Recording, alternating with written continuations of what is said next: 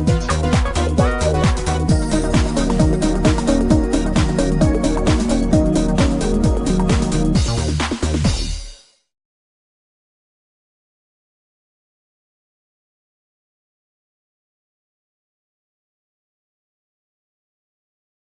บายดีมาพบกันอีกแล้วในรายการบันเทิงประจำอาทิตย์ข้าพเจ้ากูและข้าพเจ้าน้อยรับหน้าที่ดำเนินรายการเช่นเคยเนาะหลังจากที่พวกเราบ่ได้พบกันมาเป็นเวลาโดนนานพวกเราสองคนก็ได้กลับมาอีกแล้วพวกเขาได้ห่างหายไปโดนแล้วพวกเขาได้กลับมาคืนอีกแล้วกับหนังเรื่องใหม่ซึ่งมีผู้กำกับคือไอซอนภูเก่านั่นเองเจ้าไปสัมภาษณ์ไอซอนกันว่าหนังเรื่องนี้มีที่มาที่ไปแนวใดสัมภาษณ์ไอซอนกันเลยสบายดีไอซอนสบายดีสบายท่านผู้ชมสบายดีเจ้าเป็นจังไดไอซอนเกี่ยวกับหนังเรื่องใหม่ของเจ้ารู้สึกว่าคักหลายมันหลายตอนนี้ข้าพเจ้ากำลังเขียนบทอยู่เป็นจังไดชื่อหนังอย่างชื่อหนังเรื่องนี้วะหนังนี้ชื่อว่าฮักแบบส้มหวานโอ้ในละครเรื่องนี้ไอซอนได้มีบทบาทจังไดเกี่ยวกับสะท้อนสังคมบ่หรือเป็นละครประเภทเนาะหนังเรื่องนี้ก็อาจจะบริษัททอดสังคมเนาะท่านผู้ชมมันเป็นเรื่องหนังเรื่องความฮักนะแล้วมันเป็นจังไดเป็นแนวได้ไอซอนเป็นแนวดราม่าบ่หรือตลกบ่แอคชั่น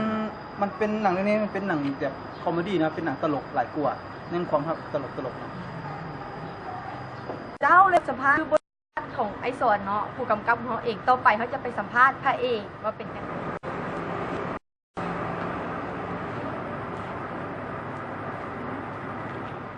เจ้าเข้าไปสัมภาษณ์นางเอกกันเลยเจ้าเป็นจังไดในหนังเรื่องนี้พระเอกและนางเอกทำคู่เป็นคู่อะไรทำคู่เป็นคู่ที่หวานซึ้งและโรแมนติกเราแหละนักเอกของเราเลยมีความรู้สึกน่าใจที่ได้มาแสดงละครรู้สึกดีใจแล้วก็มีประสบการณ์หลายที่จะมา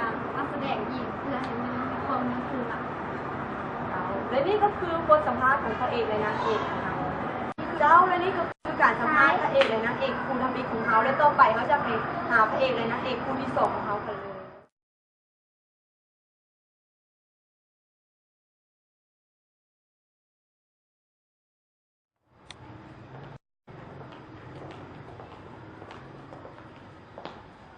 ห่วยผู้ใดโต๊ดวะมึงไงวะคัดก่อนอย่าฟ้าวโอเควันนี้แอคชั่นวันนี้มันบอกให้ตัว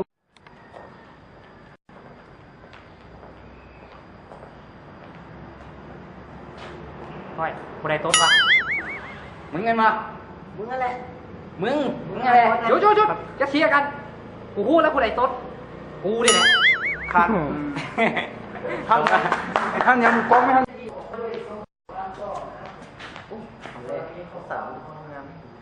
โอ้จะเอาผู้ใดให้เลือกเอาไหมมึงงามเสียเขาทานแล้วออกมามึงญาติของลูกพี่กูไปกินเสยโอ้ญาติลูกชิ้นของพี่เอามา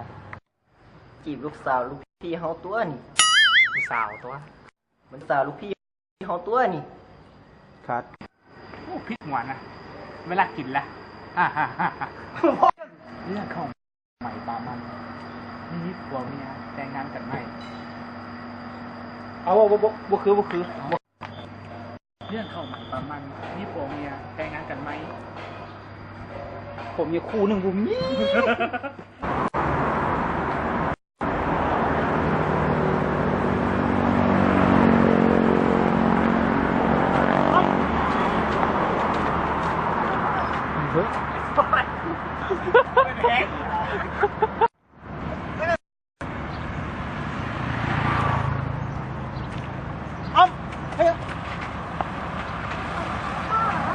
ผมมันคือแม่มันตกมือ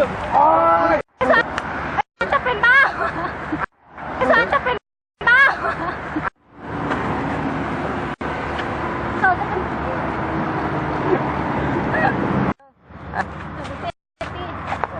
มึงเป็นใครนี่แม่ผู้ชายแห่งใจหัวยัง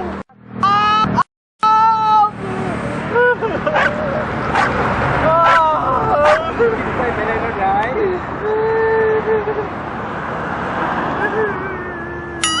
โอ้ ว้า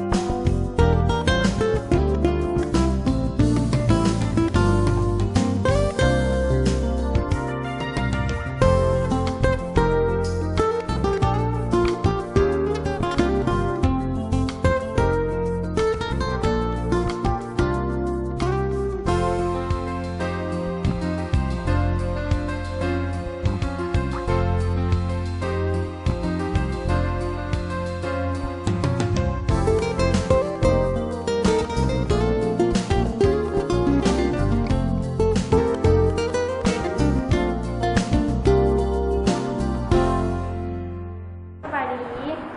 น้องเองนะเรื่องนี้ที่หาผู้ชมนะครับชมนำกัน เพราะว่านังเรื่องนี้พวกเขาทีมงานพวกเขาได้ตั้งใจกันอย่างเต็มที่บ่ว่าคนสิตกฟ้าสิแดดเขาก็จะสานต่อผลงานนี้ให้สำเร็จแล้วขอขอบใจ